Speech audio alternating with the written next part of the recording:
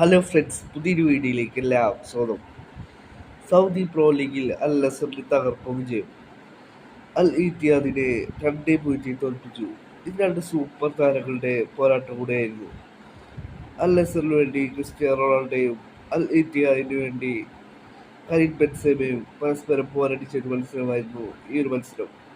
ഈ ഒരു മത്സരത്തിൽ അൽ നസർ വ്യക്തമായ ആധിപത്യത്തോടെയാണ് മത്സരം വിജയിച്ചു കയറിയത്. വ്യക്തമായ ഡോമിനേഷൻ മത്സരത്തിലുണ്ടായിരുന്നു.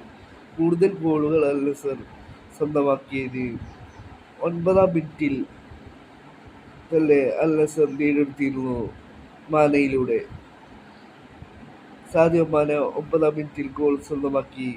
പിന്നീട് കളിയുടെ 35-ാം മിനിറ്റിൽ സാദിയോ മാനയുടെ അസിസ്റ്റിൽ നിന്നും ക്രിസ്ത്യാനോ റൊണാൾഡോ 2-ാം ഗോളും അൽ നസറിന് വേണ്ടി സ്വന്തമാക്കി. പിന്നീട് അൽ നസറിന് ധാരാളം അവസരങ്ങൾ മത്സരത്തിലുണ്ടായിരുന്നു. അതൊന്നും ഗോളായി കൺവേർട്ട് ചെയ്യുവാൻ അൽ നസർ സാധിച്ചില്ല. ക്രിസ്ത്യാനോ റൊണാൾഡോക്ക് ഹാട്രിക് വരെ അടിക്കാനുള്ള ഒരു അവസരം ഈ ഒരു മത്സരത്തിലുണ്ടായിരുന്നു. പക്ഷെ പിന്നീട് ഗോൾ പിറന്നില്ല. ഈ ഒരു മത്സരം വിജയിച്ചുകൂടി അൽ നസർ 4 കളികളിൽ നിന്നും 12 പോയിന്റുകളുമായി പോയിന്റ് ടേബിളിൽ 1-ാം സ്ഥാനത്താണ് നിലവിലുള്ളത്.